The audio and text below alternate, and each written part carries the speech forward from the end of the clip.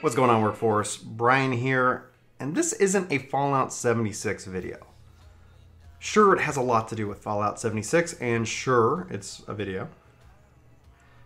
But essentially, it's the question and it's the frustration that I see and that I've expressed myself in the concept of what's a beta and what's a demo.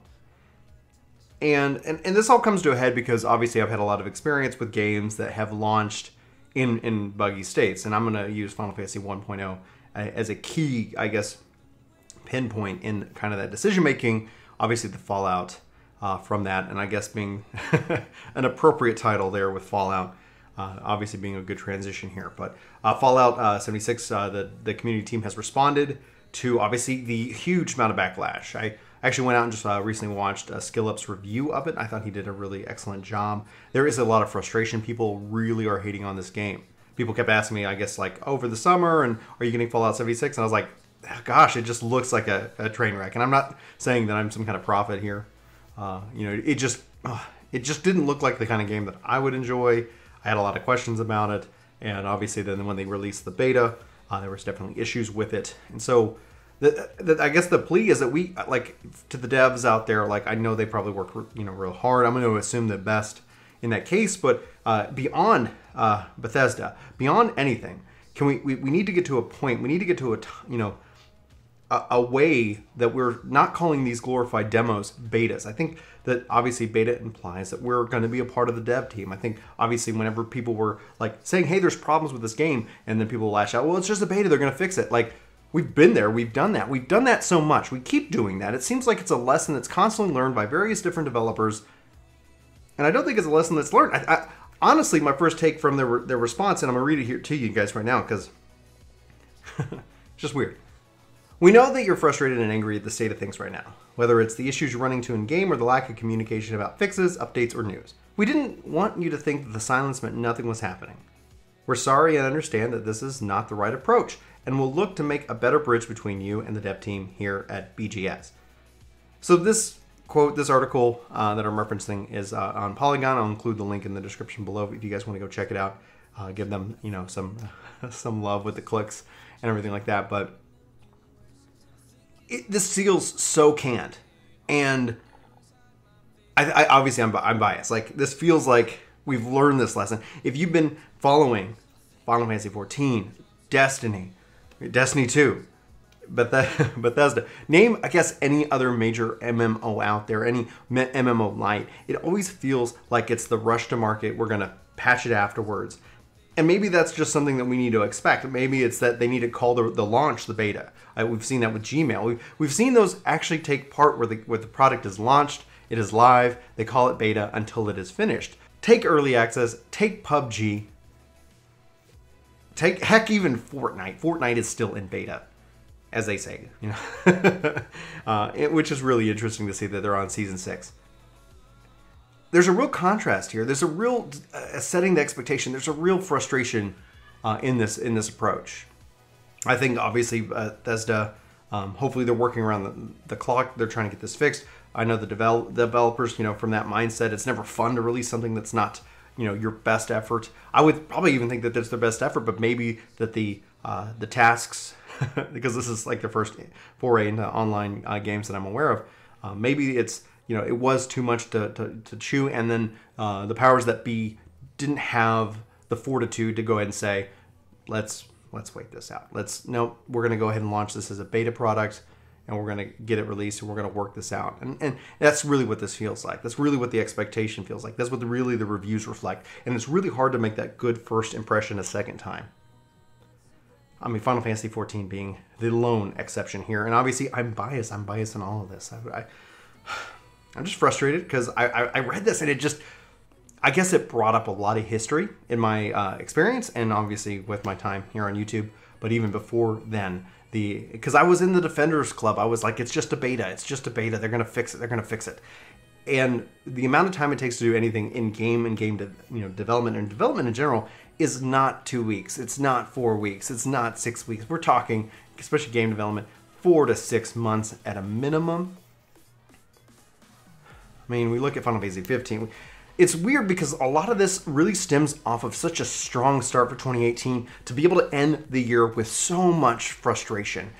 Is this just like a repeat of last year? Is it just natural that for us as fans, as somebody who really likes games, as somebody who really enjoys this content, to be really disappointed in the fall? Like, what is it about this? Like, we've seen this kind of cycle twice now, and I'm obviously adding on to it by releasing a rant video in which that I am just voicing my frustration. This is not a Fallout 76 video, but it should be a positive video. It should be... that's why this feels canned. The silence approach. Oh, that obviously didn't work out well. Well, what happens behind the scenes is they're trying to figure it out. They're trying to figure out their story. They're trying to figure out what we can bring to you, what we can come and tell you, without overpromising. One of the biggest things, especially in development, if anybody out there has been in this field, sometimes you can have the salespeople, the marketing people, the people that are the face of the company. They make all kinds of promises, impossible promises, and then they come back to the devs. They're like, "I said this. How do we make this work?" And then the devs are like, well, that's going to take us 9 months at a minimum. They're like, oh, we can't wait 9 months. We got to get it out 2 weeks from now. I'm a little bit close. I'm a little bit too close to this. I'm a little bit frustrated. Oh, good Lord. So with that, it has to stop. Like, the only thing we can do is change ourselves. The only thing I can do is change myself. This is something where I'm really happy that I saw the train wreck from a mile away. And really, when I looked at the fall, even if I could fit it in, I wasn't going to. But even if I was, like, for some miraculous reason, this was something I was excited about. Who I am really sad for is obviously the people who've been really excited about this game. They announced this in the spring. Here we have it, and now it's in the fall. And there's just, I guess the positive line, the good news out of all of this is there's so many other better games out there right now. We got Smash out next week. We got, Red Dead Redemption 2. We've got new content coming from Final Fantasy 14. We've got so many really good, awesome games. Forza, Horizon 4 is amazing. Soul Calibur 6. Oh my gosh, like, we are truly living in the golden age of video games for absolute sure. But what we have to do, the only thing we can do, is we got to, watch your pre-orders. Be careful. That is the kind of the snake oil salesman kind of approach. And unless you really trust the franchise, unless you really dive into it, you got to be careful there. We got to do that. And also, as gamers, we got to stop justifying the term beta, especially very close to release. Like, if it's going to be a beta, it's going to be something that's going to be happening where the dev team has a reasonable expectation that they can actually address the concerns found in it. I think Halo 5 did it right. They had a beta in like January, and then the game didn't release until the fall. And that in and of itself, I think, makes sense. That is what constitutes a beta. That gives the team the ability to respond to the feedback. What this was is either a demo or a stress test, but they label it beta, and it sets the expectation, and that's wrong. And we got to stop that. And the only way we stop that is if we change ourselves. We got to stop accepting it. You're better than this. I'm better than this. Oh, I'm probably going to get some hate on this, but it needed to be said. Anyway, link in the description below. If you like this video, hit that like button. If you didn't, hit the down button. That's what it's there for.